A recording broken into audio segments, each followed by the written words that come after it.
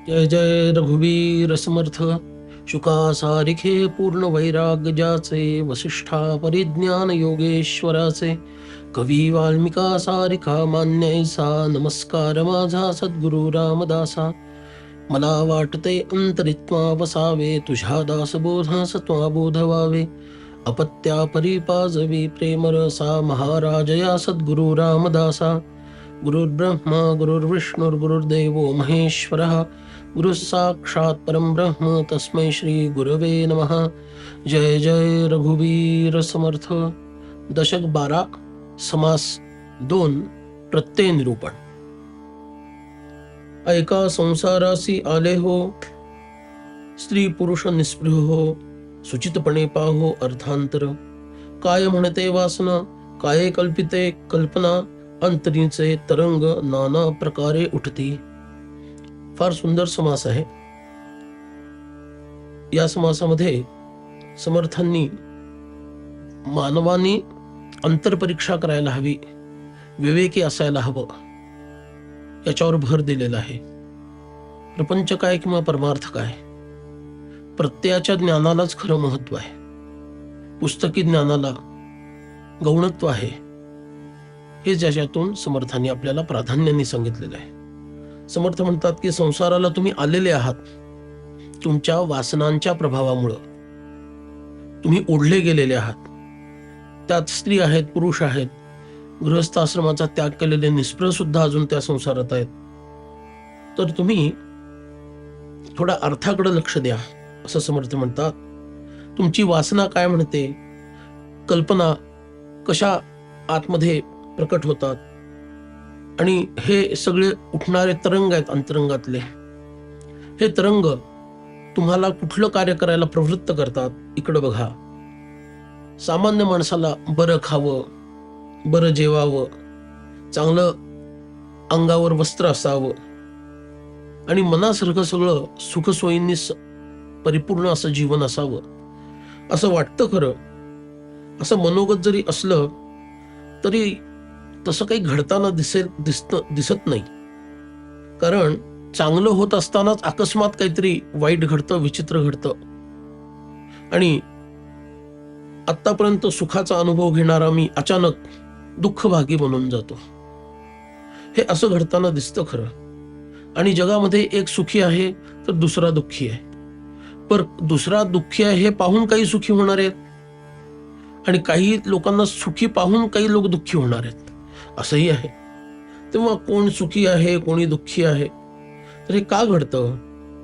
आणि शेवटी ज्यांना सुखाचा अनुभव येत नाही ते प्रारब्धावर घालतात आणि म्हणतात आपल्या प्रारब्धातच नाही, जाऊ द्या, काय करायचं. पण गंमत अशी आहे, समर्थांनी पुढं फार महत्वाचा मुद्दा सांगितला.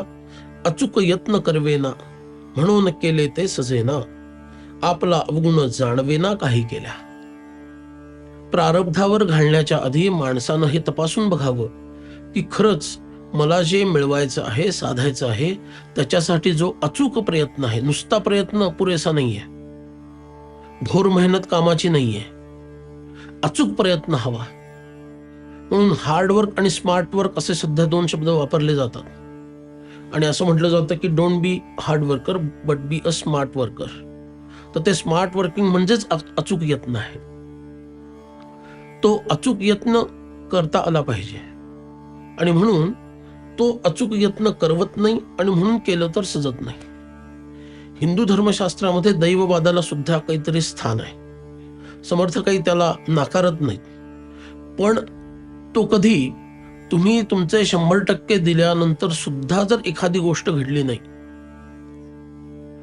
तर तुम्ही म्हणू शकता की हा, हे सगळं करून सुद्धा, सगळं साधून सुद्धा, सगळ्या नियमांचं पालन करून सुद्धा अमुक अमुक गोष्ट होऊ शकली नाही.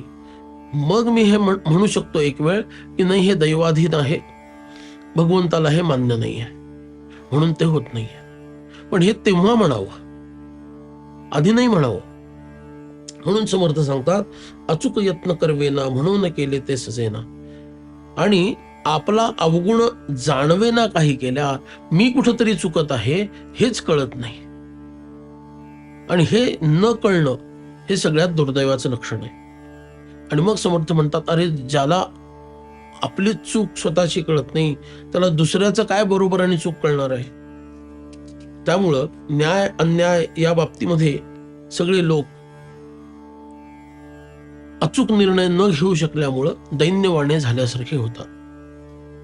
लोकांचं मनोगत काही कळत नाही, त्यामुळं लोकांना हवंय तसं अनुकूल वागता येत नाही आणि मग भांडत बसतात सगळे एकमेकांशी. कलियुगाचा स्वभावच कलह करणे असा आहे.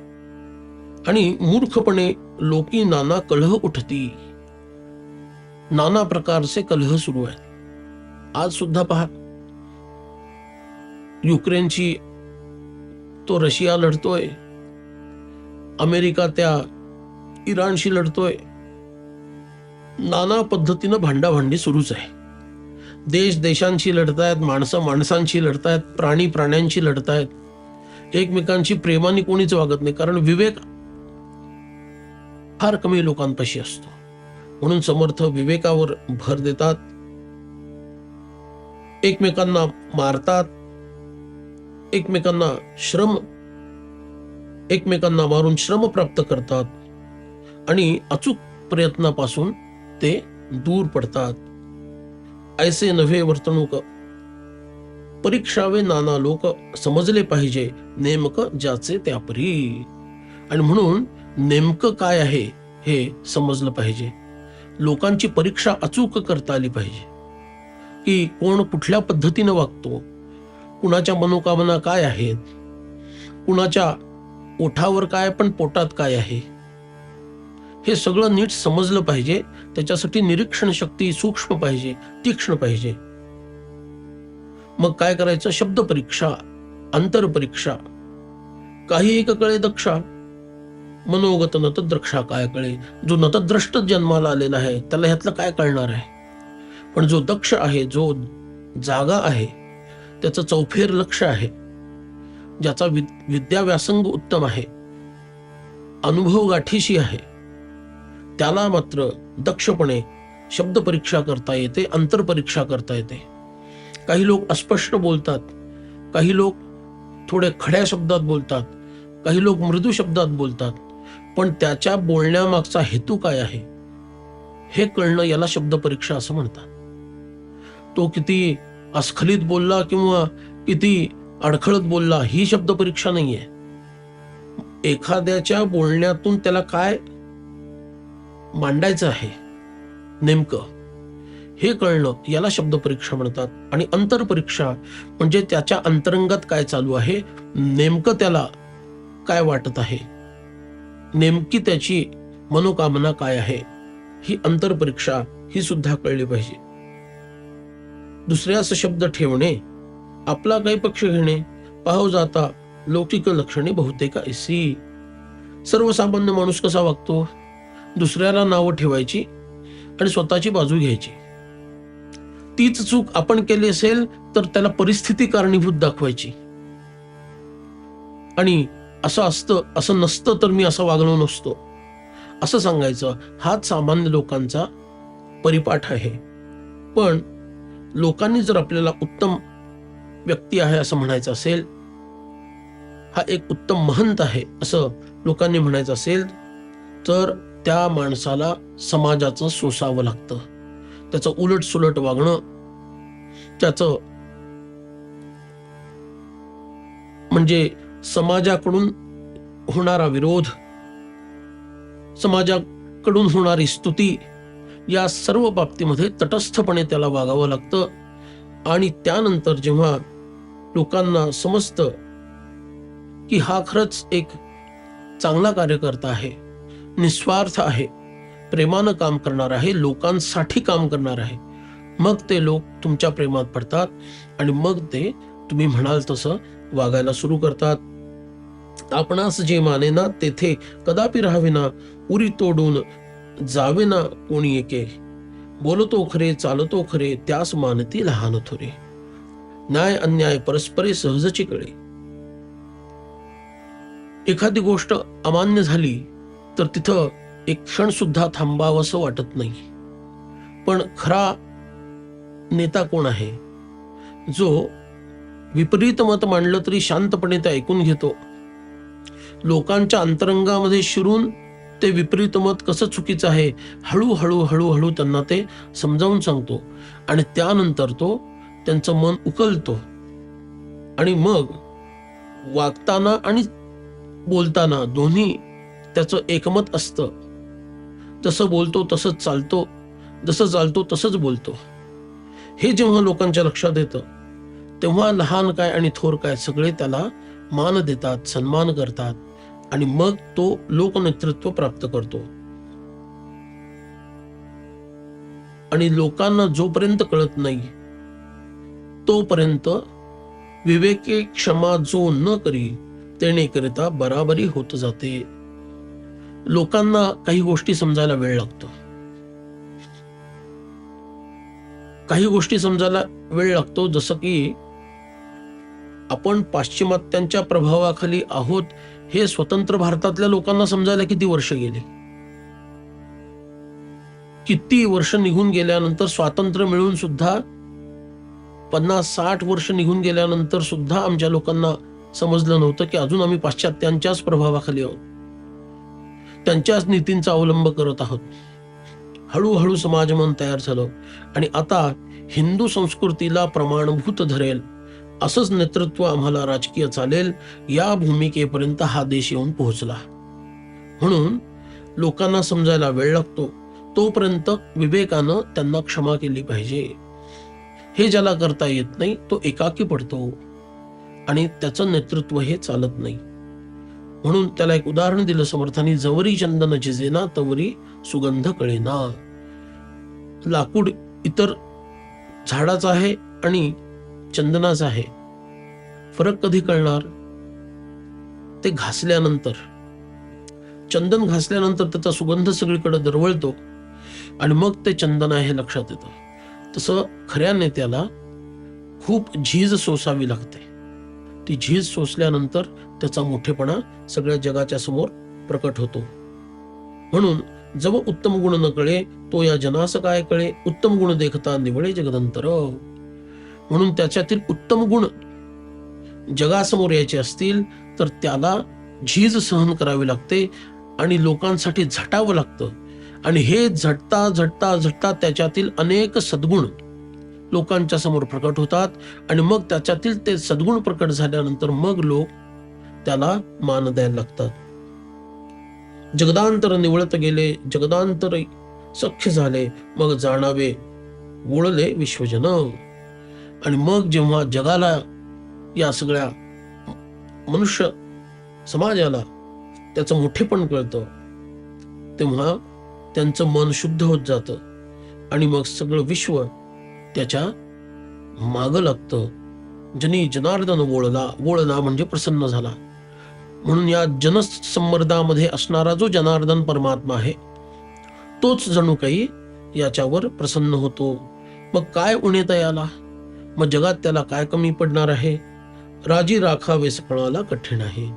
पण या सगळ्यांना परस्पर विरुद्ध मत असणाऱ्या अनेकांना एका व्यक्तीकडून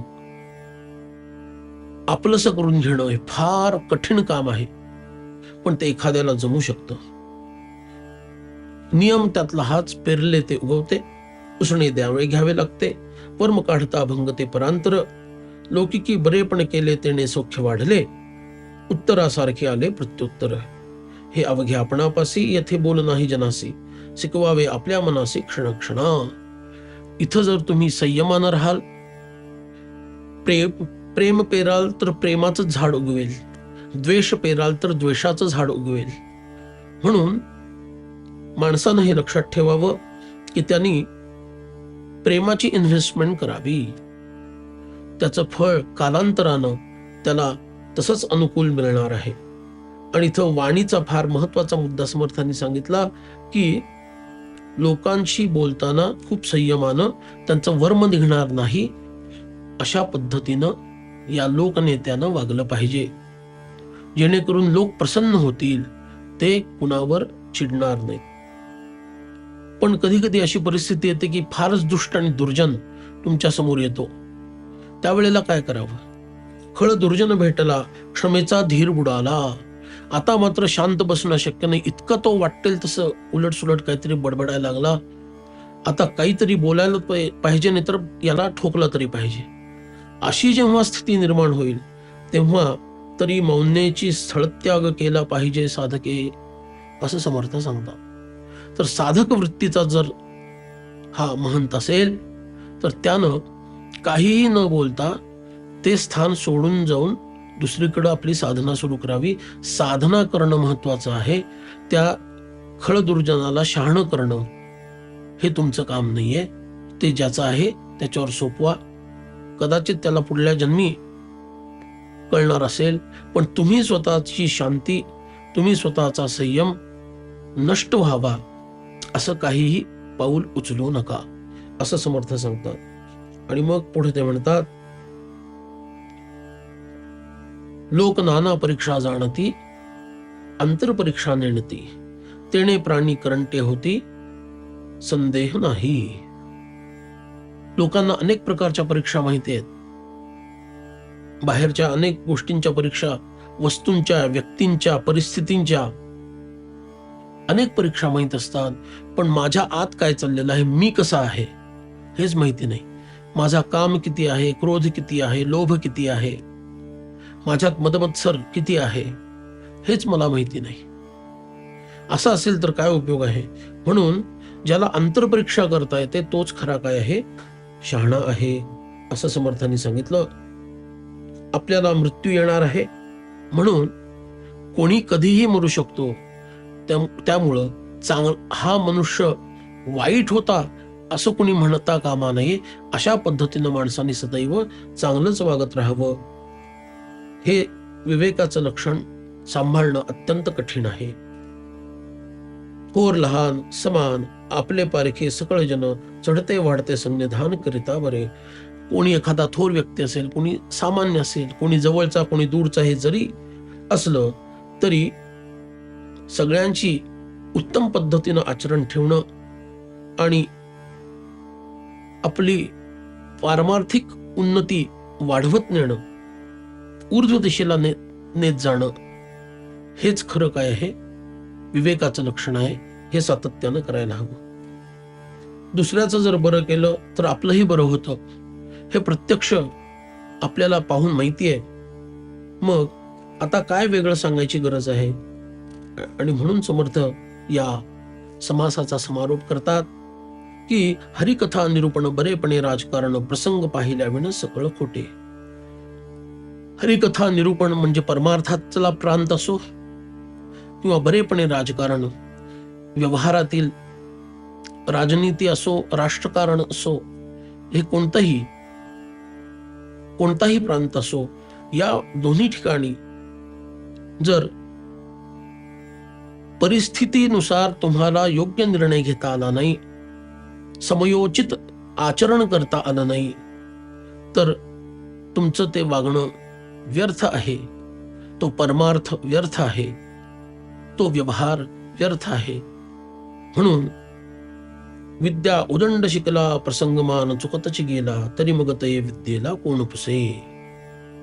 खूप विद्या शिकून सुद्धा जर ती विद्या प्रत्यक्षात आणायची कशी, तिचा उपयोग करून कसा घ्यायचा, हेच जर कळलं नाही तर त्या विद्येचा काहीही उपयोग नाही.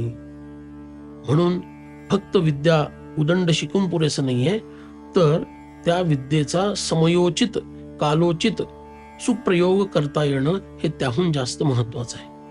असं म्हणून समर्थांनी प्रत्यय निरूपण हा अप्रतिम समास इथं पूर्ण केलेला आहे. जय जय रघुवीर समर्थ.